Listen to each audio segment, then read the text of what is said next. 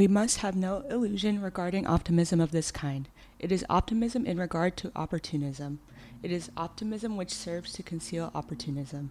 As a matter of fact, that extraordinary rapidity and the particularly revolting character of the development of opportunism is by no means a guarantee that its victory will be durable. The rapid growth of a malignant abscess on a healthy body only causes it to burst more quickly, and thus to relieve the body of it. The most dangerous people of all in this respect are those who do not wish to understand that the fight against imperialism is a sham and humbug unless it is inseparably bound up with the fight against opportunism.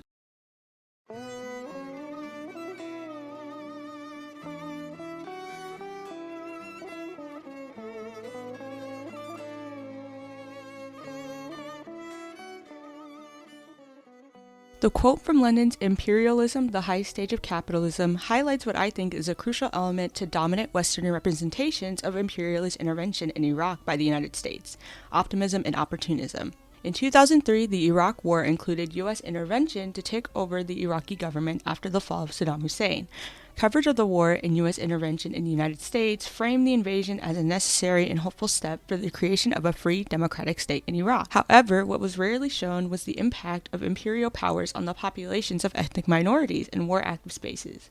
As Lenin metaphorizes with an interesting notion in sick and disability studies, imperialism's capital opportunism, which was masked as optimism, is proven to be a parasitical capital system within these countries, and aids in the decaying and disabling of marginal spaces and communities. Using theory on disability concerning capital, labor, militarization, imperial decay, and more, I will be reviewing Bahman Gobadi's 2004 film Turtles Can Fly, which fictionally follows characters on the day before the fall of Hussein and the U.S. occupation of Iraq. In my review, I will be focusing on three main elements in the film's representation and perspective on disability and imperialism in Iraq, particularly by the U.S. military. Disability and labor in an imperialist state, the Iraq-Turkey border and ruinated spaces by empire, and the main character Soren or Satellite, and how he represents one of the many ethnic, disabled positionalities and lost optimism in intervention. In doing so, I will explore how the film displays the role that imperialism plays in contributing to, sustaining, and maintaining disability,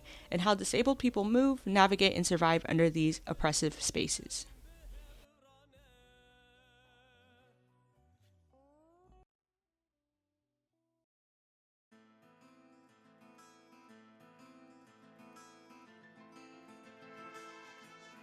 A crucial factor in representing imperialism and disability is the subject of labor and capital. As Deleuze and Guattari claim, mutilation is a consequence of war, but it is a necessary condition, a presupposition of the state apparatus and the organization of work. This implies that 1. Imperialism is a system that utilizes a capitalist method of control over capital and production in a typically racially or ethnically marginalized country or nation, and 2. The destabilization of the space in the body is necessary for the goal of gaining capital power, which makes the disabling of people living under imperialist states important in its project. While often the notion of disability in a liberal context is caused through accident or fate, disability is certain for people in an imperialist labor context.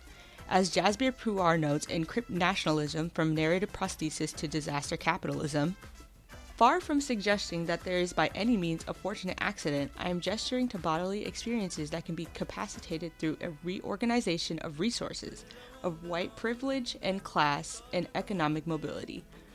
For others, disability is a product not by a byproduct, but a deliberate product of exploitative labor conditions, racist incarceration and policing practices, militarization, and other modes of community disenfranchisement. The film portrays the kind of labor that puts subjects under imperialism at risk of being disabled, as it follows the Kurdish children who work in sweeping and clearing minefields. Mines are a significant part of the film and of theory in disability concerning imperial violence. They are a fairly discreet weapon, making them hard to detect and displaying the harm that an imperialist system does. In The Pure-Hearted Major on Innocence, Mari Kotani describes the quickness and ease with which mines create disabled bodies in states under imperialism, writing, "They are small blasts, which target nothing larger than a take, scatter particles everywhere that slowly accumulate in the body until one day their effects rise to the surface. It is a type of weapon that produces cyborgs not just among soldiers, but among pregnant women and children. It heralds a ghoulish world of slow death that arrives not as a gaudy explosion but in increments over a long period of time. As most of the kids that do this work are shown to be already disabled, they are also shown to be led by Satellite, who is a non-disabled child. There's a clear hierarchy of power between Satellite and the children, as Satellite continues to exploit the children's labor to clear the mines. He even tells the town elders when they express concerns about half the children not having hands that they are not afraid of the mines and that they are our best, signifying children as mere subjects to create labor. Additionally, the film shows that the money gained from the children's work is used to buy weapons en masse for survival. These items come to represent a continued cycle of labor under state violence that will cause bodies to be disabled, as Poor notes. The immaterial labor market is a reference to technologies that allow for productivity to be refined against the grain of laboring body. For example, fostering virtual participation in workplaces for mobility impaired individuals. However, these very same technologies, driven by the conventional laboring body, produce vastly debilitated populations across the globe. The film makes it clear that the disability of the children does not happen by random chance, but that it is a product and necessity of a system of war and accumulation of capital.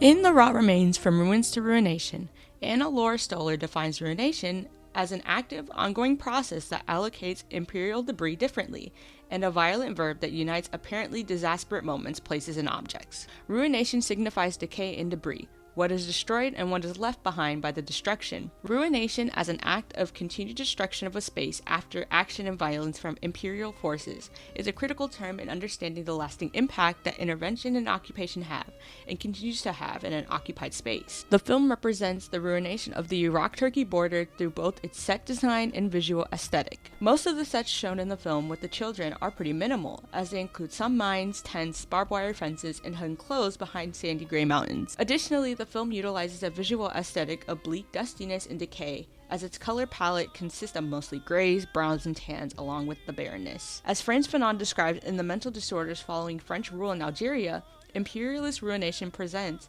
the tinge of decay, the indelible smack of degraded personhoods, occupied spaces, and limited possibilities that were, and remain, the hardest to erase. With Fanon's depiction, there is a significant implication of disability theory in ruination by imperialist forces, especially in the term degraded personhoods.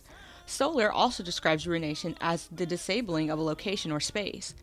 She points to Derek Walcott's eulogy to empire and its aftermath, who labels ruination as an ulcerous crime, and a decay that is ongoing, that blackens the senses and have effects without clear termination. It seems that imperialist ruination has an almost direct link to a kind of decaying disease, which makes it pair well with the disabling of people within ruinated settings. The film makes this connection well through its combination of disabled bodies that move and navigate in a disabled setting of war, destruction, and its remains.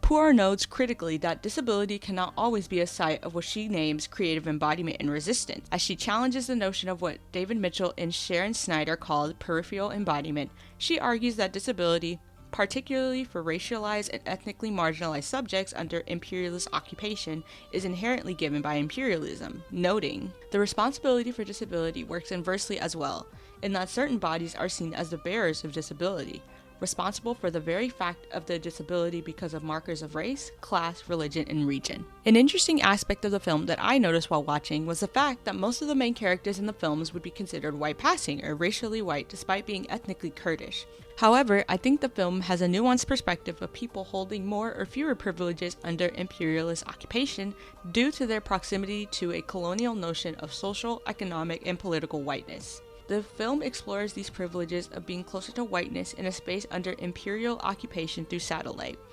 Though it is limited, he has the most knowledge of English out of anyone in the film through his interactions with invading Americans as he sells the mines.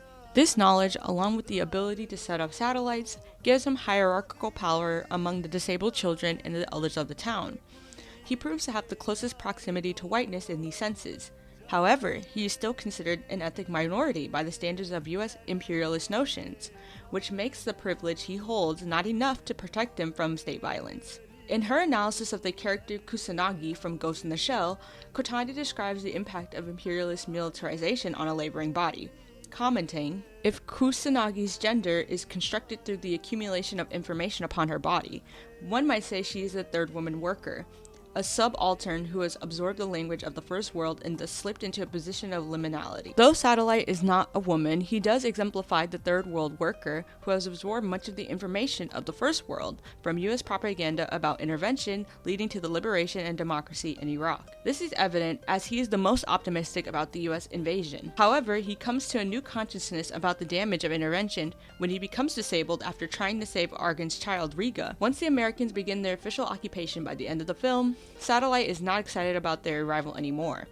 Rather, he looks away despairingly from the American soldiers that pass by. He is seen to be created by the imperialist ideologies of the First World, or the US, and once he becomes disabled like the rest of the children, he loses the privilege he once had and slips into the position of liminality. His positionality reflects how imperialist intervention is largely based on the other and their falsified lack of capabilities. As Poir notes, "The embryo is the site where the biopolitics of debilitation comes together to weaponize genetics, environmental toxicity, generational trauma, the structural and psychic impacts of racism, imperialism, and capitalism." The film, in a quite nuanced and interesting way, shows the disabling of subjects by imperialist violence and influence as not only colonial, but also as an actively dehumanizing and bleak force of power. Overall, I think that Turtles Can Fly presents a unique, heartbreaking, and lasting image of the impact of US occupation in Iraq. The film presents intriguing representations of disability created by imperialist state labor and destruction, especially through Satellite, who has a complex relationship with imperialist labor systems and violence, and its characterization of the Iraq-Turkey border as an actively ruined space. Though the endings for the characters and the space are pretty dreary, there is something hopeful in a new consciousness of the damage of American intervention and about who is allowed to have a good ending after the war, even after disability. Though the film presents characters that would most likely be considered white by modern understandings of race, there is also nuance or understanding of imperial occupation being the most damaging to the ethnically marginalized subject. My rating for this film is a 4.5 out of 5 stars.